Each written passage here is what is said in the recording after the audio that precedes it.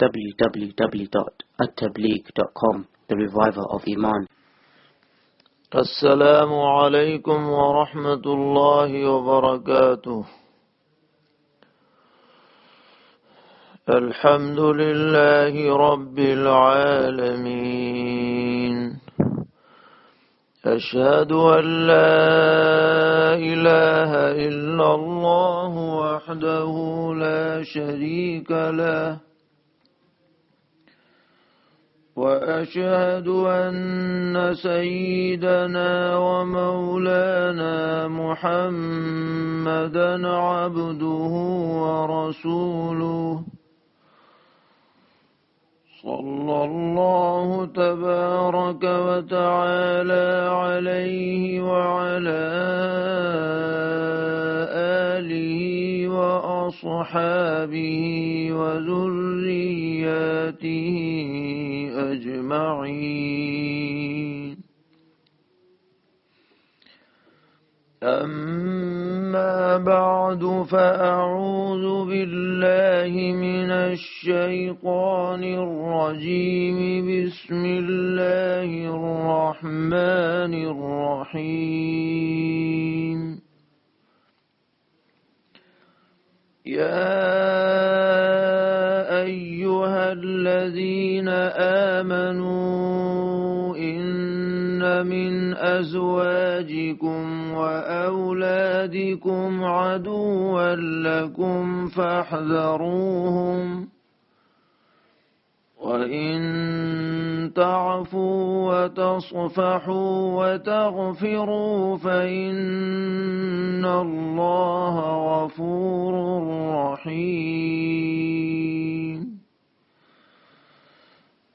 إنما أموالكم وأولادكم فتنة والله عنده أجر عظيم. صدق الله مولانا العلي العظيم.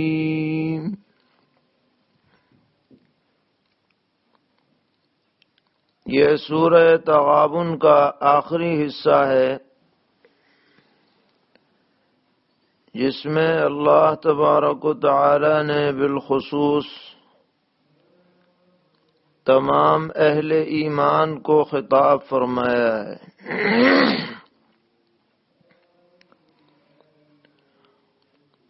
اور اس خطاب میں توجہ دلائی گئی ہے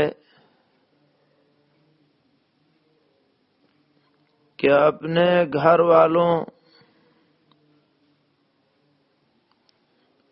یعنی بیوی بچوں کے کہنے میں آ کر تمہیں کوئی ایسا کام نہیں کرنا چاہیے جو اللہ تبارک و تعالی اور رسول اللہ صلی اللہ تعالی علیہ وسلم کی ناراضگی کا سبب ہو.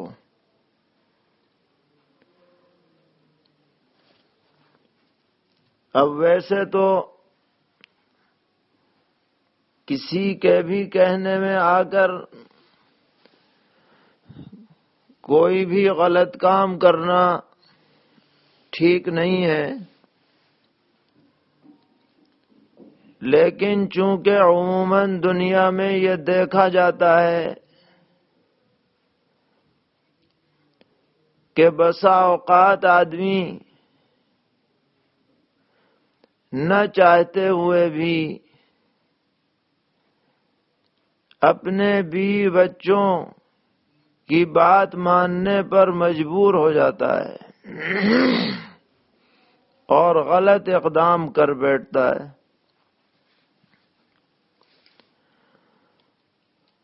چنانچہ ان آیتوں کے شان نزول میں حضرات مفسرین نے لکھا ہے کہ بہت سے لوگ جو ایمان لا چکے تھے اور وہ مکہ معظمہ میں مقیم تھے، اور شروع اسلام میں جو مکہ معظمہ میں ایمان لے آتا تو ہجرت کا حکم آنے کے بعد اس پر لازم تھا کہ وہ مکہ معظمہ سے ہجرت کر کے مدینہ منورہ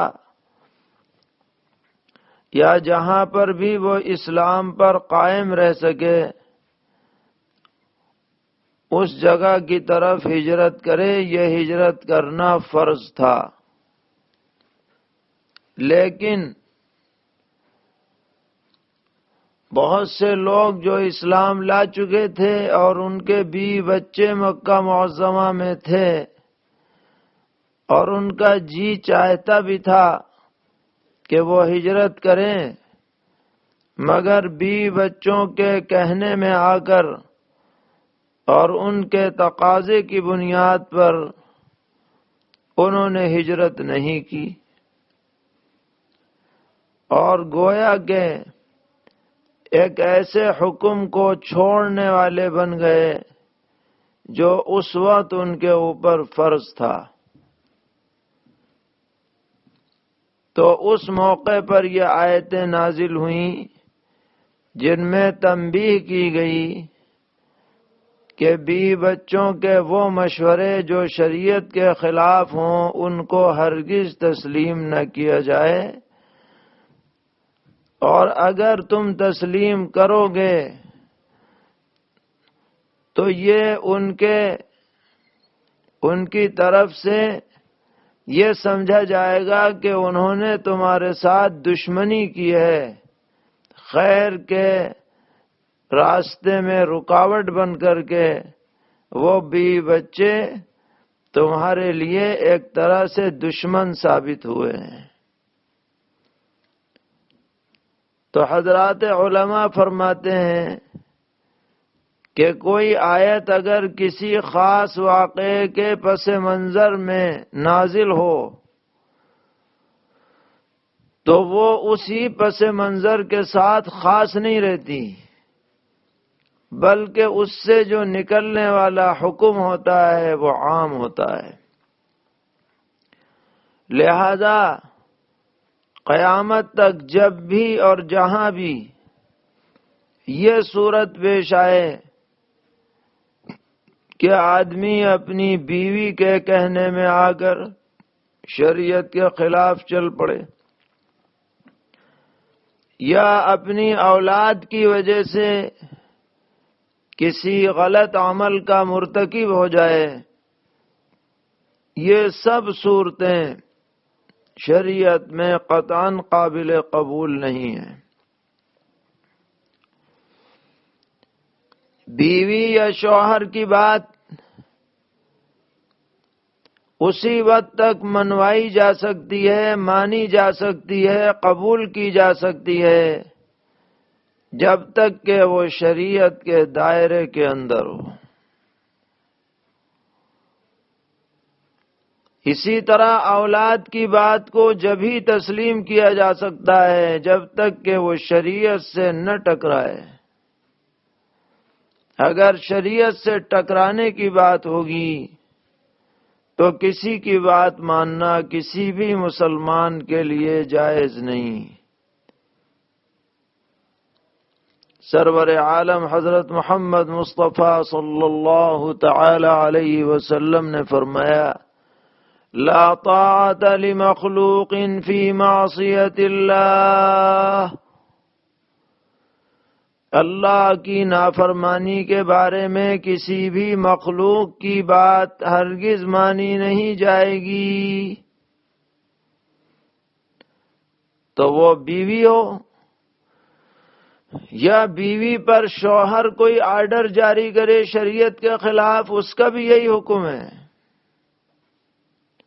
اولاد ہو یا اولاد پر والدین کوئی خلاف شریعت حکم جاری کریں اور غلط راستہ اختیار کرنے کی انہیں تلقین کریں تو یہ بھی شریعت میں جائز نہیں ہے، قابل قبول نہیں ہے۔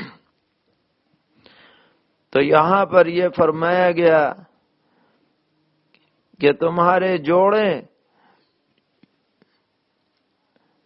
جب کوئی مرد اس آیت کو پڑھے گا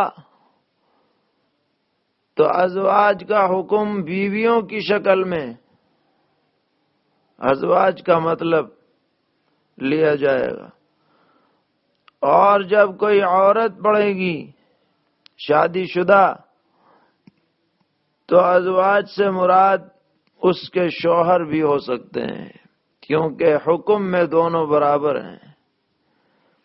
نہ بیوی کے کہنے سے شوہر غلط کام کرے گا، نہ شوہر کے کہنے سے بیوی غلط کام کرے گی۔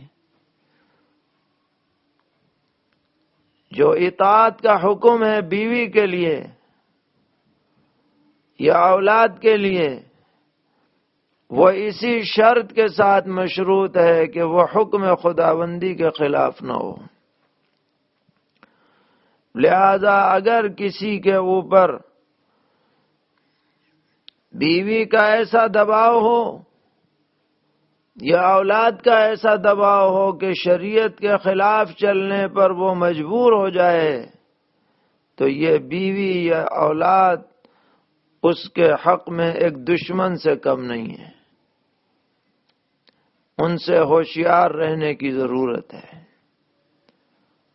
چنانچہ فرمایا جا رہا ہے، یا ایھا الذین آمنوا ان من ازواجکم واولادکم عدوا لکم فاحذروہم،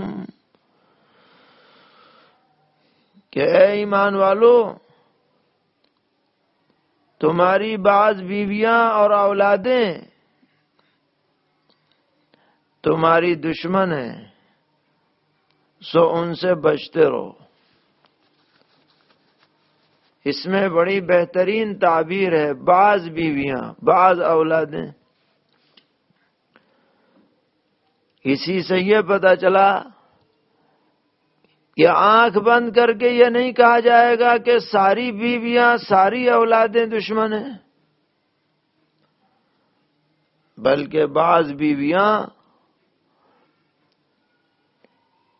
آدمی کے لیے زندگی سدھارنے کا ذریعہ بن جاتی ہیں، اور بعض اولادیں آدمی کے لیے رفع درجات کا ذریعہ بن جاتی ہیں۔ اور ایسی اولادیں اور ایسی بیویاں طلب کرنا شریعت میں باقاعدہ مقصود ہے۔ چنانچہ سورہ فرقان میں اللہ کے خاص بندوں کی صفات بیان ہوئی ہیں، عباد الرحمن،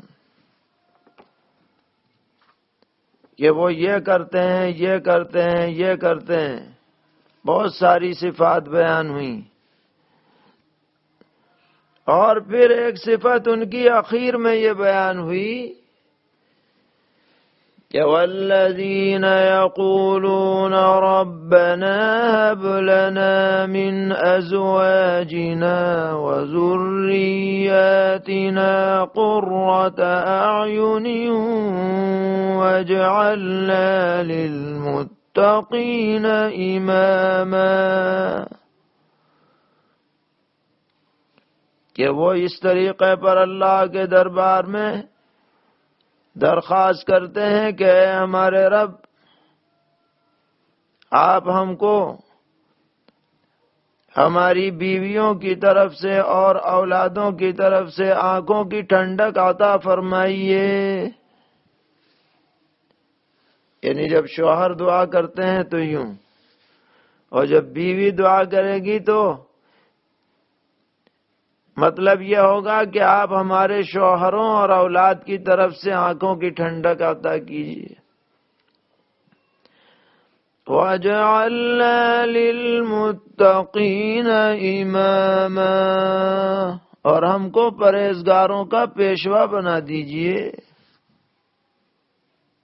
حضرات مفسرین نے اس آیت کی تشریح میں لکھا ہے کہ آنکھوں کی ٹھنڈک سے مراد ایمان اور اعمال صالحہ اور تمام نیکیاں ہیں، اس لیے کہ جب تک دینداری نہ ہو گھر والوں میں اور اولاد میں، یہ گھر والے اور اولاد آدمی کی آنکھوں کی ٹھنڈک ہرگز نہیں بن سکتے۔ یہ آنکھوں کی ٹھنڈک جب ہی بنیں گے جب ان کے اندر ایمان ہوگا، جب ان کے اندر اعمال صالحہ کی طرف رغبت ہوگی، جبھی یہ آنکھوں کی ٹھنڈک بنے گی۔ تو اس سے پتہ چلا کہ ساری بیویاں یا سارے شوہر یا ساری اولادیں یہ دشمن نہیں ہیں، بلکہ بعض بیویاں بعض اولادیں بس دشمنی انہی کی حد تک ہے جو غلط راستے پہ چلیں، غلط راستے پر چلانے کی کوشش کریں،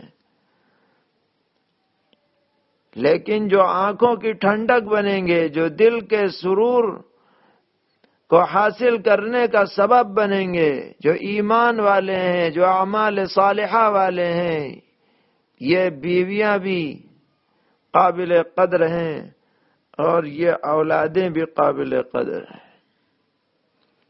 سرور عالم حضرت محمد مصطفیٰ صلی اللہ تعالی علیہ وسلم نے فرمایا کہ الدنیا کلها متاع وخیر متاع الدنیا المرأة الصالحة،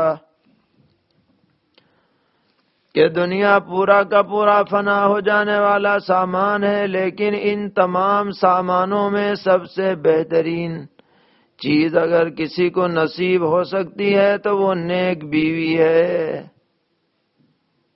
کہ نیک بیوی گھر میں آتی ہے تو گھر کا ماحول بدل جاتا ہے، بچوں پر اس کے بہترین اثرات ظاہر ہوتے ہیں،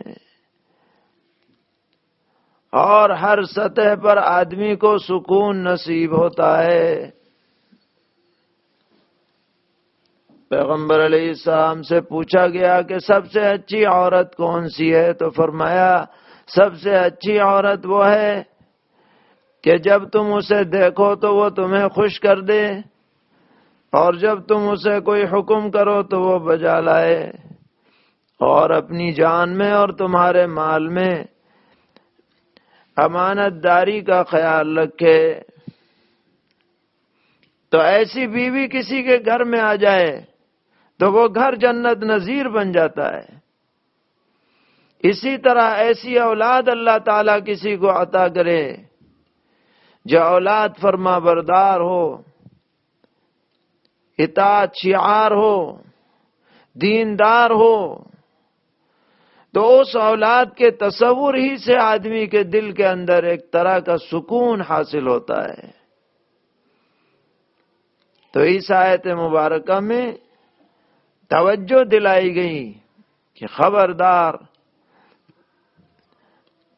اولاد کے کہنے میں آ کر یا غلط مشورہ دینے والی بیوی کے کہنے میں آ کر اپنی عاقبت تمہیں خراب نہیں کرنی ہے۔ ہر سطح پر اللہ تعالیٰ کے حکم کو، شریعت کو پیش نظر رکھنا ہے۔ اب پھر کیا ہے، کسی کی بیوی سے کوئی غلطی ہو جائے یا کسی کی اولاد سے کوئی غلطی ہو جائے، اب بعد میں آدمی کو پچھتاوا ہو کہ بھئی ان کے کہنے میں آ کر کے میں نے اپنا نقصان کر لیا، تو اب کیا کرنا ہے؟ تو فرمایا کہ دیکھو ٹھیک ہے، تمہیں غلطی کا احساس ہو جائے تو اس کی تلافی کی فکر کرو، لیکن بیوی بچوں کے ساتھ سختی سے ہر وقت پیش آنا مناسب نہیں ہے، کہ اگر ان سے کوئی غلطی ہو گئی تو بس پیچھے ہی پڑ جاؤ، یا ان سے بغض و عناد دل میں جما لو، یا ان کو کوسنا شروع کر دو، بد دعائیں دینی شروع کر دو، بلکہ ان کے ساتھ بہترین صورت یہ ہے کہ عفو درگزر کا معاملہ کرو. غلطی ہو گئی اس کا احساس دلا کر کے ان کو معاف کر دو اور ان سے درگزر کرو، اور اگلی زندگی اللہ سے ڈرتے ہوئے گزارنے کی فکر کرو. اللہ تبارک و تعالی انہیں بھی معاف فرمانے والے ہیں اور اللہ تعالی تمہیں بھی معاف کرنے والے ہیں. اس سے ایک بہت اہم نصیحت بھی ہمیں دی گئی کہ ہمیں گھر کا ماحول خوف و دہشت والا نہیں بنانا ہے، بلکہ شفقت والا بنانا ہے. گھر کا ہر آدمی بڑا ہو یا چھوٹا اپنے دل میں امن محسوس کرے، سکون محسوس کرے.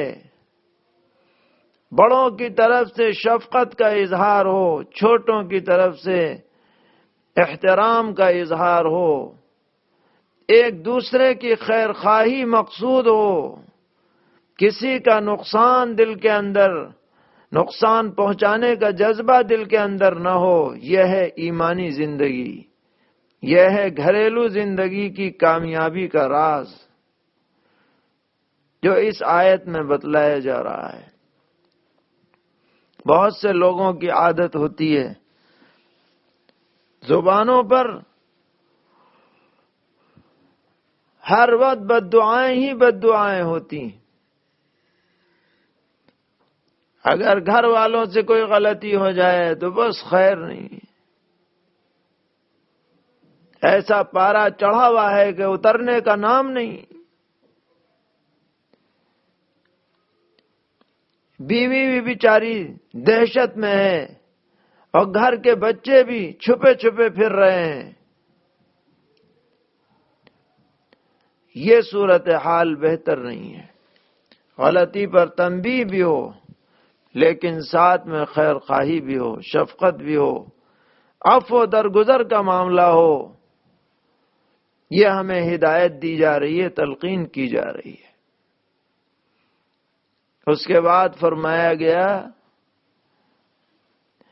کہ یہ جو ہم نے تمہیں مال عطا کیا، تمہارے پاس روپیہ پیسہ کی شکل میں ہو، سونے چاندی کی شکل میں ہو، جائیدادوں کی شکل میں ہو، فیکٹریوں کی شکل میں ہو، یہ سارا تمہارا سرمایہ، اور اللہ تعالی نے تمہیں اگر اولادیں عطا کی ہیں تو یہ اولادیں تمہارے لیے فتنہ ہے، فتنہ. تو اردو میں تو جب فتنہ کا لفظ بولا جاتا ہے تو اس سے برائی مراد ہوتی ہے. فلاں آدمی فتنے میں ہے، فلاں آدمی فتنہ کرنے والا ہے، یعنی شر پھیلانے والا ہے. یہ مقصود ہوتا ہے فتنے سے اردو زبان میں. لیکن عربی زبان میں فتنے کا ترجمہ ہے آزمائش، امتحان. اور اس معنی کے اعتبار سے جو اللہ نے ہمیں مال دیا ہے یہ بھی بطور آزمائش کے عطا ہوا ہے کہ ہمیں دے کر کے اللہ تعالی آزما رہے ہیں کہ دیکھیں یہ بندہ اس مال کا کیسے استعمال کرتا ہے. اگر صحیح جگہ استعمال کرے گا، حقوق بجا لائے گا، تو اس آزمائش میں وہ کامیاب ہو جائے گا اور یہ مال اس کے لیے خیر اور عافیت اور رحمت اور ترقی درجات کا سبب بنے گا. اور اگر اس مال کا غلط استعمال کرے گا، حرام میں لگائے گا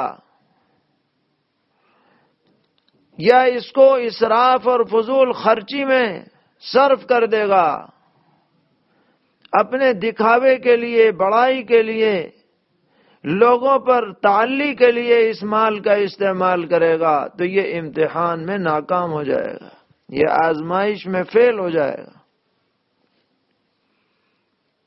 تو مال جو عطا ہوا ہے اس کے بارے میں بھی اللہ تعالی ہمیں آزما رہے ہیں۔ لہذا جسے بھی مال عطا ہوا ہو یہ نہ سمجھے کہ میں اس مال کا مالک ہوں، جو چاہے کروں۔ اصل میں تم مالک نہیں ہو، بلکہ اصل میں تم امین ہو، ملکیت تو اللہ تعالی کی ہے۔ اسی طرح اولاد یہ بھی آزمائش ہے، کئی طرح سے آزمائش۔ ایک تو یہ کہ اولاد تمہیں عطا ہوئی ہے، تم اس کی کیسی تربیت کر رہے ہو، اس بارے میں تمہیں آزمایا جائے گا۔ اگر اس کی دینداری والی تربیت کی، جتنا علم دین اسے سکھلانا ضروری ہے، فرض ہے، اتنا سکھلایا، قرآن پاک پڑھایا، موقع ہوا تو حفظ کرایا، اور دین کی اعلیٰ تعلیم سکھلائی، اچھے آداب سکھلائے، اچھے اخلاق سکھلائے، اچھا مومن بنانے کی فکر اور کوشش کی، تو اس آزمائش میں ہم کامیاب سمجھے جائیں گے۔ اور اگر اولاد کو دیندار بنانے میں، اچھا مومن بنانے میں ہم نے کوئی فکر نہیں کی، کوئی محنت نہیں کی، چاہے ساری دنیا اسے سکھلوا دی، لیکن جو بنیادی فرض تھا اس کے اندر کوتاہی ہوئی، یا اسی طرح بڑے ہونے کے بعد اولاد کے کہنے میں آ کر غلط راستے پہ ہم چل پڑے، تو یہ آزمائش میں ہم ناکام قرار دیے جائیں گے، اس امتحان میں ہم فیل ہو جائیں گے۔ دو فتنے کا جو لفظ آتا ہے قرآن پاک میں کئی جگہ اس طرح کی آیت آئی ہے، اس سے مراد آزمائش ہے، امتحان ہے کہ اللہ تعالی ہمیں آزمانا چاہتے ہیں، کہ دیکھتے ہیں کہ یہ بندہ جسے ہم نے دیا ہے، مال دیا ہے، اولاد دی ہے، کہاں تک اس کا حق بجا لاتا ہے۔ تو دونوں طرح اللہ تعالیٰ آزماتے ہیں، کبھی دے کے آزماتے ہیں، کبھی لے کے آزماتے ہیں۔ اس لیے آدمی کو ہمیشہ ہوشیار رہنے کی ضرورت ہے۔ دنیا میں آدمی اپنے اوپر صبر کرے، کنٹرول کرے، اور اس بات کا امیدوار ہو کہ اللہ تبارک و تعالی آخرت میں دین پر چلنے کے بدلے میں اجر عظیم عطا فرمائیں گے، اجر عظیم۔ جو امتحان میں کامیاب ہو جائے گا، آزمائش میں اعلی درجے سے کامیابی حاصل کرے گا، تو وہ ہرگز مایوس نہ ہو۔ اللہ تعالی اس کی اس محنت کا اور اس حق کی ادائیگی کا ناقابل تصور اجر عظیم عطا فرمائیں گے آخرت میں۔ تو اس اجر کو حاصل کرنے کے لیے ہمیں دنیا میں ذرا ہوشیار رہنا پڑے گا۔ اسی بات کو آگے فرمایا گیا کہ وَإِن تَعْفُوا وَتَصْفَحُوا وَتَغْفِرُوا فَإِنَّ اللَّهَ غَفُورٌ رَّحِيمٌ۔ اور اگر تم انہیں معاف کرو دو اور ان سے درگزر کا معاملہ کرو اور اللہ سے مغفرت طلب کرو، تو بے شک اللہ تبارک و تعالی بہت زیادہ معاف فرمانے والے، بڑے مہربان ہیں۔ انما اموالکم واولادکم فتنہ، بے شک تمہارے مال اور تمہاری اولاد یہ جانچنے کے لیے تمہیں عطا ہوئے ہیں۔ واللہ عنده اجر عظیم، اور اللہ تعالیٰ کے پاس ہے بہت بڑا اجر۔ یعنی اطمینان رکھو، تم اگر صحیح زندگی گزارو گے تو اللہ کے ہاں بہت بڑا بدلہ ملنے والا ہے، فکر مت کرو، وہ نوازنے والا ہے، بے حد حساب تمہیں نوازے گا۔ اللہ تعالی ہم سب کے حق میں خیر اور بھلائی کے فیصلے فرمائیں، ہمارے گھر والوں اور خود ہمیں اور ہمارے متعلقین کو ہدایت پر استقامت عطا فرمائیں، ہر طرح کی غلطیوں سے، معاصی سے، منکرات سے، شریعت کی خلاف ورزیوں سے ہم سب کی پوری امت کی حفاظت فرمائیں۔ وآخر دعوانا ان الحمد للہ رب العالمین۔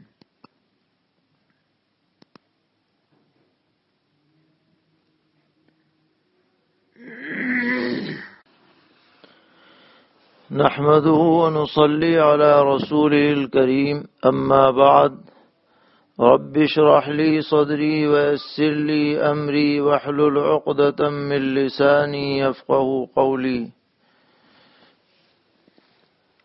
حضرات سامعین کرام، دینی رہنمائی کی اس چھٹی مجلس میں سبھی سامعین کی خدمت میں سلام مسنون، السلام علیکم ورحمۃ اللہ وبرکاتہ عرض ہے۔ آج کی مجلس کا آغاز ہم جمعہ کے متعلق ایک سوال سے کرتے ہیں۔ ایک صاحب نے سوال کیا ہے کہ کیا ایک امام ایک جگہ پر خطبہ اور جمعہ کی نماز پڑھا کر دوسری جگہ جا کر خطبہ دے سکتا ہے کہ وہاں پر نماز کوئی اور پڑھائے اور خطبہ یہ دے دے؟ تو اس طرح دوسری جگہ والوں کی جمعہ کی نماز درست ہوگی یا نہیں؟ تو اس سوال کے جواب میں دو باتیں عرض کرنی ہیں۔ پہلی بات تو یہ کہ یہ طریقہ کہ ایک جگہ خطبہ پڑھاؤ، نماز پڑھاؤ، پھر دوسری جگہ جا کر کے خطبہ دو، یہ طریقہ صحیح نہیں ہے، بہتر نہیں ہے۔ حتیٰ کہ یہ بھی بہتر نہیں ہے عام حالات میں کہ خطبہ کوئی دے اور نماز کوئی اور پڑھائے۔ اگرچہ نماز ہو جاتی ہے لیکن یہ مناسب طریقہ نہیں ہے۔ مناسب یہی ہے کہ بلا کسی عذر کے جو خطبہ دے وہی نماز جمعہ بھی پڑھائے، الا یہ کہ کوئی عذر کی شکل ہو۔ اب دوسرا مسئلہ یہ ہے کہ اس ہمارے زیر بحث معاملے میں کہ جب اس نے ایک جگہ خطبہ دے کر دوسری جگہ جا کر خطبہ دیا اور دوسری جگہ امامت کسی اور نے کی، تو ان لوگوں کا جمعہ صحیح ہوا یا نہیں ہوا؟ تو بظاہر اصولاً تو یہ معلوم ہوتا ہے کہ دوسری جگہ والوں کا جمعہ درست نہیں ہونا چاہیے، کیونکہ جمعہ کے لیے خطبہ شرط ہے۔ لیکن ہمارے حضرت فقیہ الامت حضرت مولانا مفتی محمود حسن صاحب گنگوہی نور اللہ مرقدہ نے اپنے فتاوی محمودیہ میں اسی طرح کے ایک مسئلے کے جواب میں یہ تحریر فرمایا ہے کہ دوسری جگہ والوں کی نماز بھی فی نفسی درست ہو جائے گی، اور حضرت نے اس بارے میں فقہ کی ایک عبارت سے استدلال فرمایا ہے جس میں یہ درج ہے کہ اگر کوئی نابالغ شخص باشعور بچہ جو ابھی بلوغ کی عمر کو نہ پہنچا ہو خطبے کو پڑھ دے اور بالغ امام جمعہ پڑھائے تو وہ جمعہ درست ہو جاتا ہے۔ تو اس سے یہ معلوم ہوا کہ خطبہ پڑھنے والا اگرچہ نفلی خطبہ پڑھ رہا ہو، جیسا کہ بچے کا خطبہ بھی دراصل نفلی ہی خطبہ ہے، تو جیسے بچے کا خطبہ معتبر مان لیا گیا، اسی طرح اس دوسری جگہ خطبہ دینے والے امام کا خطبہ بھی فی نفسی ہی معتبر مان لیا جائے گا۔ حضرت نے یہ رائے ظاہر فرمائی، ساتھ میں یہ بھی لکھا ہے کہ اس مسئلے کے بارے میں کوئی صریح جزیہ فقہی کتابوں میں نہیں مل سکا۔ بہرحال خلاصہ یہ ہے کہ امام کو ایسا نہیں کرنا چاہیے تھا، اور جب کر لیا تو بس نماز اب ہو گئی، آئندہ ان چیزوں سے بچا جائے۔ دوسرا سوال ہے جو پہلے بھی ضمناً آ چکا ہے کہ وتر کو باجماعت پڑھنا ہے یا تنہا پڑھنا ہے، خاص کر رمضان المبارک میں۔ تو فقہا لکھتے ہیں کہ عام دنوں میں تو وتر الگ الگ پڑھی جائے گی جیسا کہ پڑھتے ہی ہیں لوگ، لیکن رمضان المبارک میں تراویح کے تابع بنا کر کے وتر کو بھی باجماعت پڑھنا بہتر ہے۔ کوئی تنہا پڑھے تو وتر تو پھر بھی ادا ہو جائے گی، لیکن سنت یہ ہے، سنت کے درجے میں ہے یہ کہ وتر کی نماز رمضان میں باجماعت ادا کی جائے۔ ایک اور سوال ہے کہ ایک شخص بیماری اور کمزوری کی وجہ سے یہ طریقہ اختیار کرتا ہے کہ عشاء کی نماز کے بعد تو تراویح کی 10 رکعت پڑھ لیتا ہے، پھر آرام کرتا ہے، اور جب سحری کے لیے اٹھتا ہے تو اس وقت 10 رکعت پڑھتا ہے، تراویح جو چھوٹی ہوئی ہیں۔ تو جواب یہ ہے کہ فی نفسی ہی تو تراویح اس کی ادا ہو جائے گی، کیونکہ تراویح کا وقت عشاء کے بعد سے لے کر کے صبح صادق تک رہتا ہے۔ لیکن چونکہ تراویح ایک مستقل نماز ہے جو عشاء کے بعد پڑھی جاتی ہے، اور تہجد ایک الگ نماز ہے، لہذا اگر کوئی عذر نہ ہو تو بہتر یہی ہے کہ عشاء کے بعد پوری 20 رکعت تراویح پڑھ لی جائے، اور پھر بعد میں اللہ تعالی جو توفیق دے تہجد کے نوافل پڑھ لیے جائے۔ اگر کمزوری کی وجہ سے کھڑے ہو کے پڑھنے میں دشواری ہے تو بیٹھ کے پڑھ لیں، لیکن بہتر یہی ہوگا کہ تراویح پوری اسی وقت پڑھ لیں، اگرچہ اس وقت بھی پڑھنے سے تراویح ادا ہو جائے گی۔ ایک صاحب نے سوال پوچھا ہے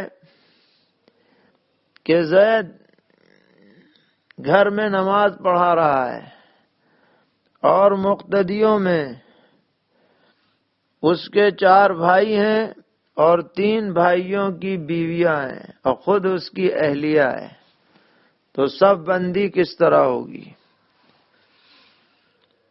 اور نامحرم جماعت میں شریک ہیں تو کیا درمیان میں پردہ لگانا ضروری ہے؟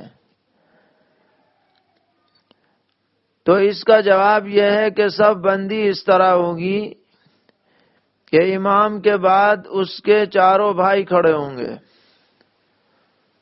ایک صف میں، اور اس کے بعد والی صف میں اس کی اہلیہ اور اس کی بھابھیاں کھڑی ہوں گی۔ اور چونکہ یہ جوائنٹ فیملی ہے، ایک گھر میں سب رہتے ہیں، آنا جانا رہتا ہے، دیور جیٹھ وغیرہ، تو اس طرح جن کی آمد و رفت ہوتی ہے تو اس حد تک پردہ کافی ہوتا ہے کہ چہرے اور ہتھیلیوں کے علاوہ کسی عضو پر نظر نہ پڑے۔ ایسا چہرہ جو بالکل اجنبیات کے ساتھ ہوتا ہے، ان گھر والیوں کے لیے اس پردے میں تھوڑی تخفیف ہوتی ہے، لہذا جب مطلقاً تخفیف ہے تو ایسی عورتیں اگر پیچھے نماز پڑھ رہی ہوں اہلیہ کے ساتھ تو ان کے لیے باقاعدہ پردہ ڈالنا ضروری نہیں ہے، اس کے بغیر بھی نماز میں کوئی حرج نہ ہوگا۔ ایک سوال یہ کیا گیا ہے کہ فجر اور عصر کا فرض ادا کرنے سے پہلے کوئی نفل نماز مثلا تحیت المسجد وغیرہ پڑھ سکتے ہیں یا نہیں؟ تو اس معاملے میں فجر کا اور عصر کا حکم الگ الگ ہے۔ فجر کا معاملہ یہ ہے کہ فجر کا وقت شروع ہوتا ہے صبح صادق سے اور ختم ہوتا ہے سورج نکلنے پر۔ اس پورے وقت میں فجر سے پہلے کی 2 سنت کے علاوہ کوئی نفل نماز اس سے پہلے یا بعد میں پڑھنی مکروہ ہے، چاہے وہ نماز تحیت المسجد کی ہو یا تحیت الوضو کی ہو یا اور کوئی نفل نماز ہو۔ یہ اس پورے وقت میں نہ تو فرض سے پہلے پڑھی جائے گی نہ بعد میں پڑھی جائے گی، حتیٰ کہ فرض سے پہلے کی 2 سنتیں بھی اگر چھٹ جائیں تو اب ان کو فجر کے فوراً بعد نہیں پڑھا جائے گا، بلکہ سورج نکلنے کے بعد اشراق کے وقت ان کو پڑھنا ہے۔ یہ تو فجر کے بارے میں ہے۔ اور عصر کا معاملہ یہ ہے کہ عصر کی نماز سے پہلے آپ نفل نماز کوئی بھی پڑھ سکتے ہیں، کوئی پریشانی نہیں ہے، 2 پڑھیں 4 پڑھیں کتنی بھی پڑھیں، لیکن عصر کا فرض ادا کرنے کے بعد اب غروب آفتاب تک کوئی نفل نماز نہیں ہے، تحیت المسجد بھی نہیں، تحیت الوضو بھی نہیں۔ البتہ قضا نماز پڑھ سکتے ہیں جب تک کہ سورج میں زردی نہ آ جائے۔ سورج میں پیلا پن آ جائے گا تو اب قضا بھی نہیں پڑھی جائے گی۔ اور یہ یاد رکھیے کہ عصر کے بعد اگر آپ کو قضا پڑھنی بھی ہے تو آپ مسجد میں سب کے سامنے نہ پڑھیں، کیونکہ لوگوں کو اشتباہ ہوگا کہ پتہ نہیں کون سی نماز پڑھ رہا ہے۔ اس لیے اگر پڑھنی بھی ہے تو کہیں کمرے یا گھر کے اندر پڑھیں، اور نفل تو پڑھنی ہی نہیں ہے۔ تو یہ عصر کی نماز کے بارے میں ہے۔ اور ایک سوال اسی ضمن میں یہ ہے کہ عصر اور عشاء سے پہلے کی سنتوں کا وقت کب تک رہتا ہے؟ یہ سنن غیر مؤکدہ ہیں، عصر سے پہلے پڑھ لی جائیں تو ٹھیک ہے، ان کی قضا وغیرہ کچھ نہیں ہے۔ اسی طرح عشاء سے پہلے پڑھ لی جائے، جب تک فرض ادا نہ کرو پڑھ سکتے ہیں۔ ایک سوال قنوت نازلہ کے بارے میں۔ قنوت نازلہ وہ خاص دعا ہے جو کسی مصیبت، پریشانی، آفت کے وقت فجر کی نماز میں رکوع سے اٹھ کر سجدے میں جانے سے پہلے قومے میں پڑھی جاتی ہے۔ پوچھا گیا ہے سوال میں کہ رمضان المبارک میں پڑھ سکتے ہیں یا نہیں؟ تو ہاں، جس طرح اور دنوں میں پڑھ سکتے ہیں قنوت نازلہ، رمضان میں بھی ضرورت ہو، جہاں ضرورت ہو پڑھ سکتے ہیں۔ اسی ضمن میں یہ سوال ہے کہ اس میں وہی دعا پڑھنی ہے جو حدیث سے ثابت ہے یا اور اس میں گھٹا بڑھا سکتے ہیں؟ تو جواب یہ ہے کہ وہ بھی پڑھ سکتے ہیں، اور دیگر دعائیں مسنون، معصور، وقت کے حالات کے مطابق اس میں گھٹا بڑھا سکتے ہیں، کوئی حرج کی بات نہیں ہے۔ ایک سوال جماعت کی نماز سے متعلق یہ ہے کہ جو تکبیر کہنے والا ہے وہ پیچھے کہاں کھڑا ہوگا؟ امام کے بالکل پیچھے یا دائیں یا بائیں؟ مسجد میں یا گھر میں جو لوگ نماز پڑھ رہے ہیں ان کے بارے میں پوچھا جا رہا ہے، تو جواب یہ ہے کہ تکبیر کہنے والا کہیں بھی کھڑا ہو سکتا ہے، ضروری نہیں ہے کہ امام کے بالکل پیچھے ہی کھڑا ہو، دائیں بائیں، حتیٰ کہ اگر کئی صفیں ہوں تو پچھلی صف میں کھڑے ہو کے بھی تکبیر کہی جا سکتی ہے۔ ایک سوال یہ ہے کہ ایک آدمی ہے جس کو التحیات بالکل ہی یاد نہیں ہے یا تھوڑی بہت یاد ہے، تو وہ نماز کیسے پڑھے گا؟ تو جس کو تھوڑی بہت یاد ہے وہ تھوڑی بہت پڑھ لے، اور جس کو بالکل یاد نہیں ہے تو وہ اتنی دیر بیٹھ لے جتنی دیر میں تشہد اور تحیات پڑھی جاتی ہے، لیکن سیکھنے کا عمل جاری رکھے، یہ ضروری ہے۔ یہ نہیں کہ بس نہیں سیکھا تو نہیں سیکھا، کوشش کرتا رہے، جتنی بھی یاد ہوتی رہے اتنی پڑھتا رہے۔ آج کل کے ماحول کا ایک اہم سوال یہ پوچھا گیا ہے کہ حکومت کی طرف سے پابندی ہے کہ جب بھی گھر سے نکلنا ہے تو ماسک لگا کے نکلنا ہے،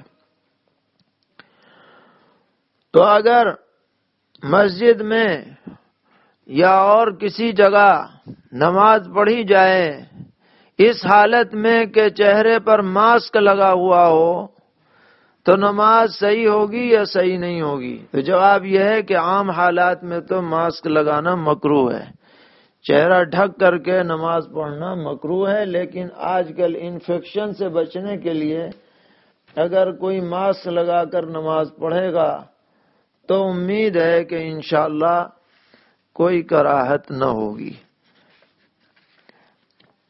ایک سوال یہ ہے کہ ایک آدمی نماز پڑھ رہا ہے اور سامنے دیوار پر کوئی صورت کسی کیلنڈر میں یا کسی نقشے میں لکھی ہوئی ہے اور نماز کے دوران اس نے اسے پڑھ لیا،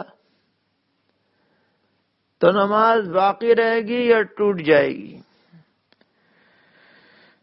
تو جواب یہ ہے کہ پڑھنے کی دو شکلیں ہیں، ایک تو یہ کہ سمجھ لیا کیا لکھا ہے، زبان سے کچھ نہیں کہا، صرف دل سے سمجھ لیا، دیکھ کے اسے اندازہ ہو گیا کہ یہ فلاں صورت ہے، حتیٰ کہ معنی بھی سمجھ لیے اس نے۔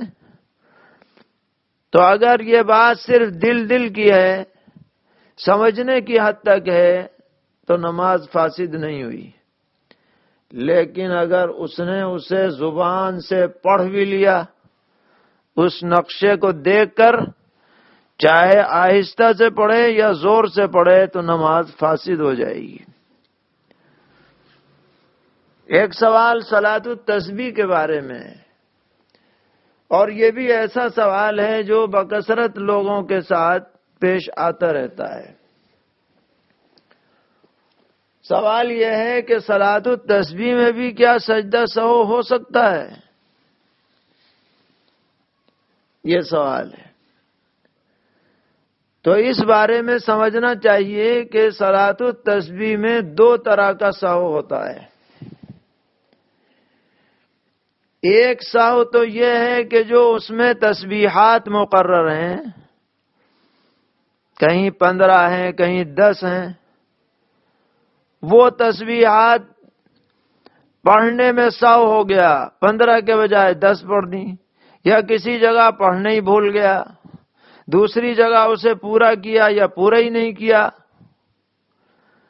تو اس طرح کا اگر سہو ہوگا صلاۃ التسبیح میں تو اس سے سجدہ سہو واجب ہی نہیں ہوتا ہے۔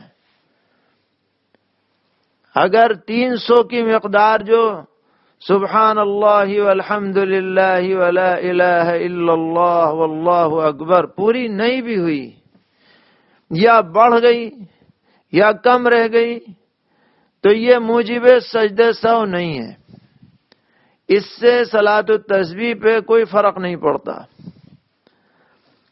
لیکن اگر کوئی سہو ایسا پیش آیا جو عام نمازوں میں بھی موجب سجدہ سہو ہے، مثلا سورہ فاتحہ چھوڑ دی، سورت ملانا بھول گئے، یا تکرار واجب کر لیا، یا تکرار فرض کر لیا، یا تاخیر فرض ہو گیا، جو عام ضابطے ہیں سجدہ سہو کے اگر وہ پائے گئے تو جیسے اور نمازوں میں سجدہ سہو واجب ہوتا ہے، سجدہ سہو صلاۃ التسبیح میں بھی ہوتا ہے۔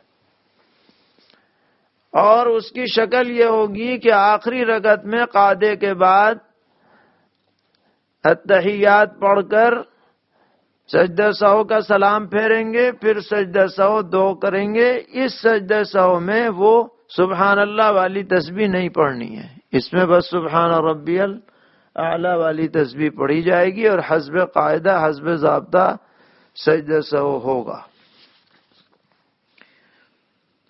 ایک سوال ہے کہ اگر قبرستان میں قبر پر مٹی ڈال دی گئی لیکن تعداد زیادہ ہے لوگوں کی اور بہت سے لوگ مٹی ڈالنے سے رہ گئے، تو کیا ایسا کیا جا سکتا ہے کہ ڈالی گئی مٹی کو ہٹا کر کے دوبارہ پھر ڈلوایا جائے؟ تو جواب یہ ہے کہ اس تکلف کی ضرورت نہیں ہے، جو مٹی ڈل گئی ڈل گئی۔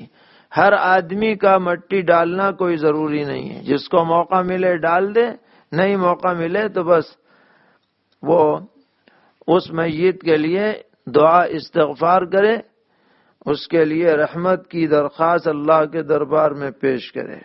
ایک مسئلہ پاکی سے متعلق ہے کہ آج کل آٹومیٹک واشنگ مشینیں آ رہی ہیں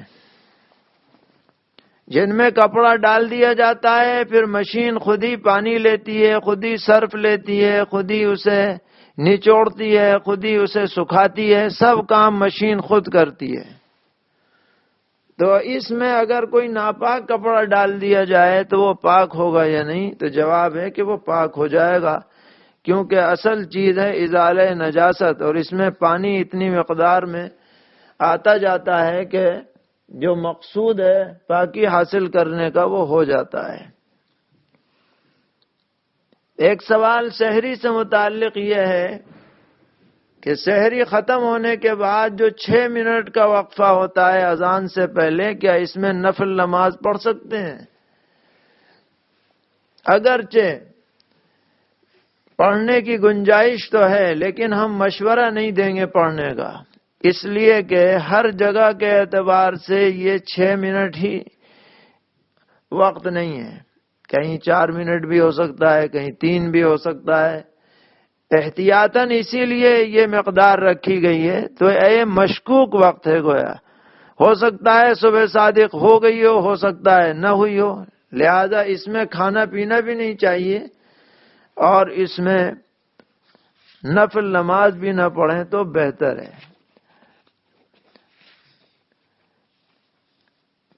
ایک سوال ہے کہ آج مؤذن صاحب نے 5 منٹ پہلے ہی اذان دے دی مغرب کی غلطی سے، اور لوگوں نے اذان سن کر کے افطار کر لیا، تو روزہ ہوا یا نہیں ہوا؟ تو روزہ نہیں ہوا، ان کو بعد میں قضا کرنی ہوگی، لیکن کفارہ لازم نہیں ہے۔ ایک صاحب نے لکھا کہ کیا نبی اکرم علیہ الصلاۃ والسلام مغرب کی 3 رکعت پڑھنے کے بعد افطار فرمایا کرتے تھے؟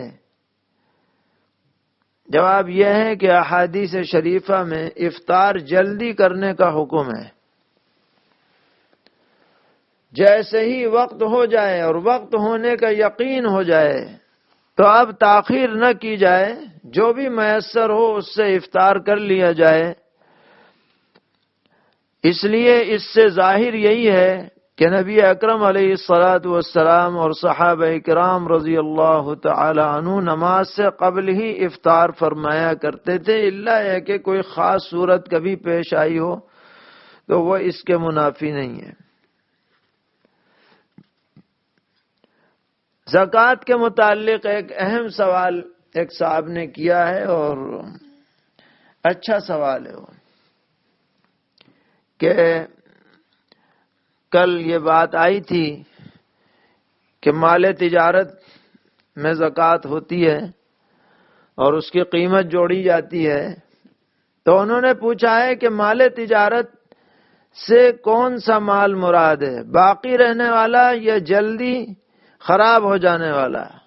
باقی رہنے والا جیسے لکڑی ہے، فریج ہے، کولر ہے اور جلدی خراب ہو جانے والا جیسے سبزی ہے، ترکاری ہے، فروٹ ہے،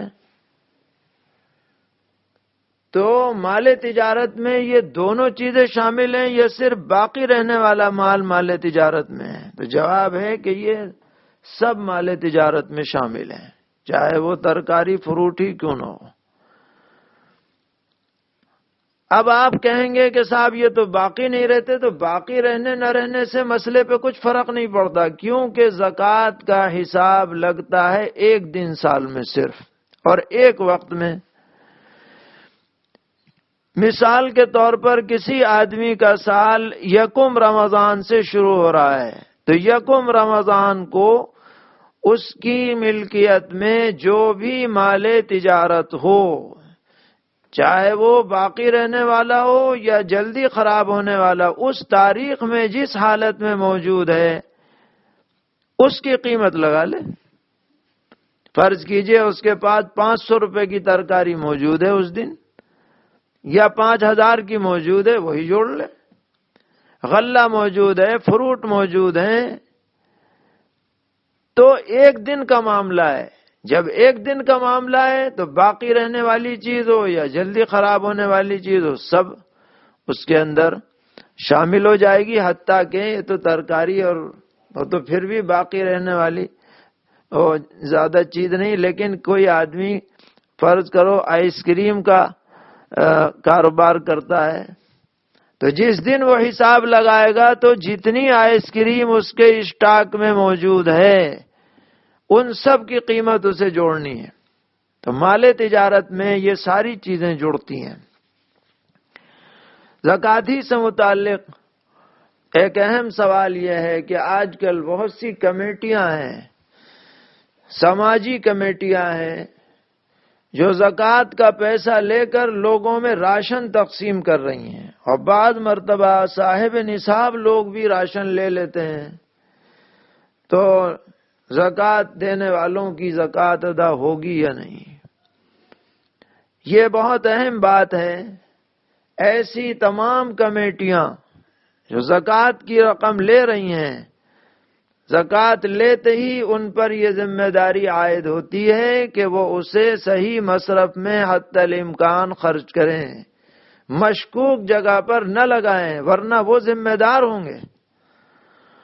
اور دینے والوں کو بھی لازم ہے کہ وہ ایسی ہی کمیٹیوں کو زکوٰۃ دیں جن کے بارے میں انہیں اعتماد ہو کہ وہ صحیح جگہ پر اسے لگائیں گے، ورنہ ان کی زکوٰۃ کی ادائیگی خطرے میں رہے گی۔ ایک صاحب نے سوال اسی سلسلے میں، راشن والے مسئلے میں یہ کیا ہے کہ میں نے لاک ڈاؤن شروع ہونے کے وقت تقریباً 13,000 کی رقم کا راشن غریبوں میں تقسیم کر دیا تھا، مگر اس وقت زکوٰۃ کی نیت نہیں کی تھی، اور میرے اوپر زکوٰۃ واجب بھی ہے، میں صاحب نصاب ہوں، زکوٰۃ نکالنی ہے، مگر اس وقت ہاتھ تنگ ہے، تو کیا وہ 13,000 روپے جو میں نے راشن میں دیے ہیں زکوٰۃ کی ادائیگی میں ان کو جوڑ سکتا ہوں؟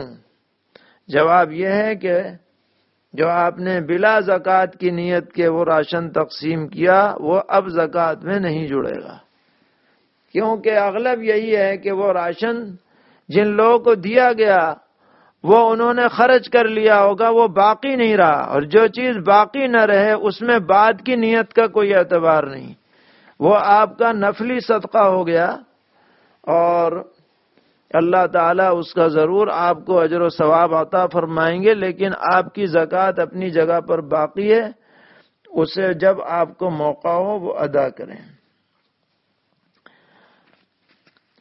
ایک صاحب نے پوچھا ہے کہ ہمارا معمول رمضان المبارک کی پہلی تاریخ کو حساب لگانے کا ہے، اب ہم نے حساب لگا لیا، لیکن اس کے 4-5 دن کے بعد ہمارے پاس اور مال آ گیا، تو کیا اس مال کی زکوٰۃ بھی اس سال ہمیں ادا کرنی ہوگی؟ جواب یہ ہے کہ اس سال آپ اس مال کی زکوٰۃ ادا کرنے کے ذمہ دار نہیں ہیں، یہ اب اگلے سال کا جب حساب ہوگا تو اس وقت جو مال موجود ہوگا اس کی زکوٰۃ اس وقت آپ ادا کریں گے۔ ایک سوال یہ ہے کہ ڈپازٹ کے طور پر جو مالک مکان پیسے لیتا ہے اس کی زکوٰۃ کون ادا کرے گا؟ تو اس کی دو جہتیں ہیں۔ ایک تو یہ کہ متعین وقت کے لیے کرایہ داری ہے، 1 سال کے لیے ہے فرض کیجئے، اور 5 لاکھ روپے اس کو ڈپازٹ دے دیا، اور یہ یقین ہے کہ 1 سال کے بعد ہم دکان خالی کریں گے تو ہمیں 5 لاکھ واپس مل جائیں گے۔ تو یہ ڈپازٹ جو ہے کرایہ دار کی طرف سے قرض ہے، اس پر قرض کے احکام جاری ہوں گے، لہذا جب یہ 5 لاکھ ملیں گے تو پچھلے سال کی بھی زکوٰۃ یہ کرایہ دار ادا کرے گا۔ اور اگر ان لمٹ کرایہ داری ہے، یہ کوئی طے نہیں کہ 1 سال میں خالی کر دیں گے اور پیسے لے لیں گے، کچھ پتہ نہیں کتنے سال کا معاملہ ہے، تو اس صورت میں نہ کرایہ دار پر اس کی زکوٰۃ واجب ہے نہ مالک پر، کیونکہ یہ کسی کے ملک میں نہیں ہے اور یا کسی کے ضمان میں نہیں ہے۔ یہ چند مسائل آج کی مجلس میں عرض کیے گئے، اللہ تعالیٰ قبول فرمائے اور ہم سب کو ہر سطح پر دین پر عمل کی توفیق عطا فرمائے۔ آپ سبھی حضرات سے بھی دعاؤں کی گزارش اور درخواست ہے۔ وصلی اللہ تعالی علی خیر خلقہ محمد وآلہ وصحبہ اجمعین برحمتک یا ارحم الراحمین۔